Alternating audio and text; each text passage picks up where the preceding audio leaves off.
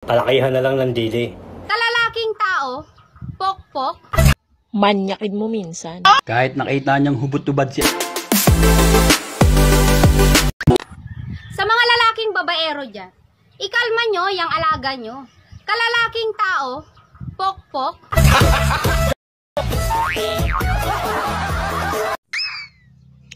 Sa relationship, huwag puro sweet.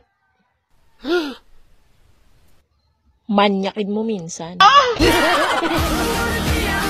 Alam niyo ba, sa lahat ng babae sa mundo, si Eva lang ang hindi marupok. Kasi, kahit nakita niyang hubot-tubad si Adan, yung mansanas ang sinubo niya.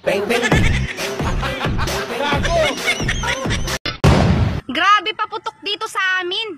Unang putok, nanay agad.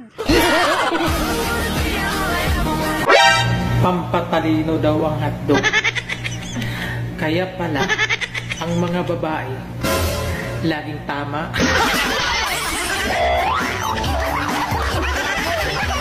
Di na ko kagwanta nimo. Mulayas na gyud ko. Sige, layas. Kay mulayas ka, maglaslas ko. Hoy kurokong ho. Di ka man gani kapatuli? Last na ba?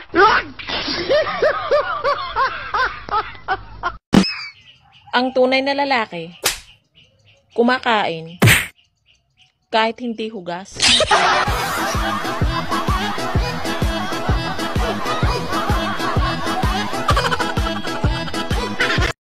Sa TikTok ngayon, palakihan na lang ng dili.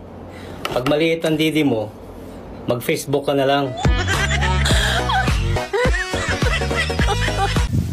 Ba't ka nakatulala? Hindi ko kasi makakalimutan yung nahawakan kong ibon. Laki na ulo.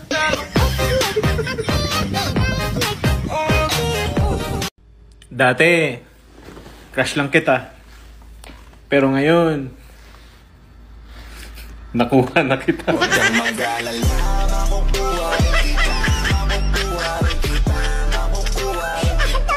Gapatong-patong na dyan akong problema. Pero pag ikaw mo patong, unsa raman ang problema ha?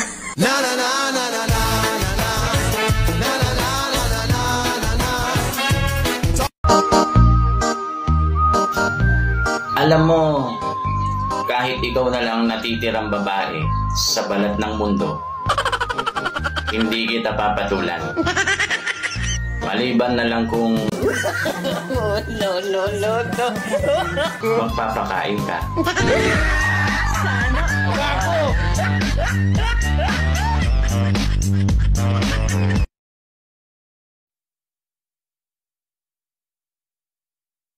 Makasingot. Samot nag. Iduot.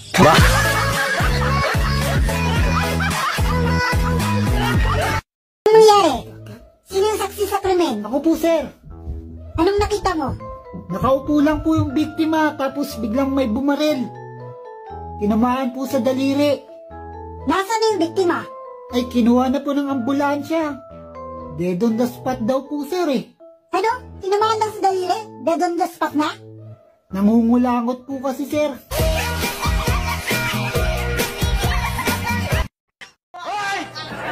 Kapag sinabi ng jowa mo na you're the best, ibig sabihin nun, tatlo kayo.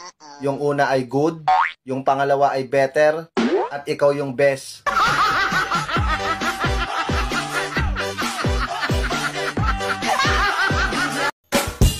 Yung binabago mong sarili mo para sa kanya, tapos nung nagbago ka na, may bago na siya.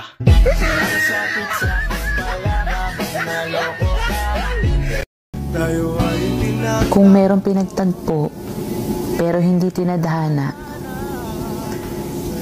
meron din namang pinagdayet, pero lalong tumaba.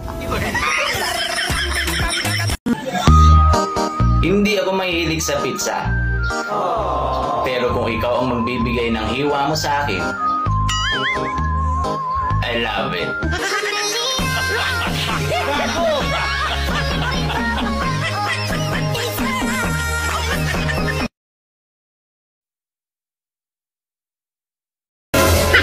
Nagugutom ka ba?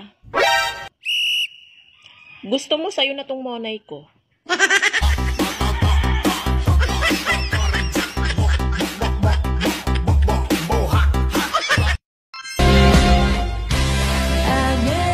Kapag na-fall ka sa isang tao at hindi ka niya sinalo, isa lang ang ibig sabihin nun. Mabigat ka. Diet din.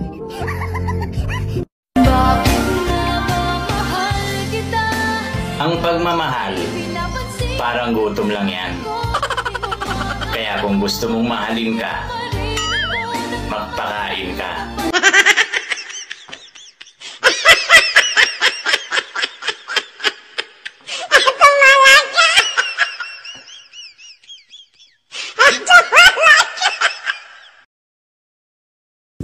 Sinubukan kong mag-no rice within 2 weeks. Ang bilis ng resulta ngayon. Nagsasalita na akong mag-isa.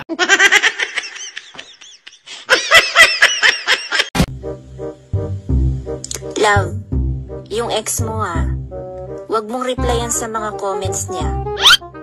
Block mo na rin kaya. Baka naman magalit sa akin. Baka isipin napakayabang ko na. Basta, wag mo na silang kakausapin pa. Fine. Basta, wag ka rin magagalit pag naging ex na kita.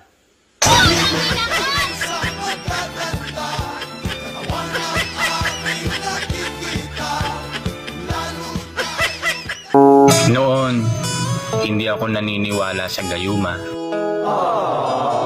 Pero nung pinakain mo ko ng mani, naniniwala na ako.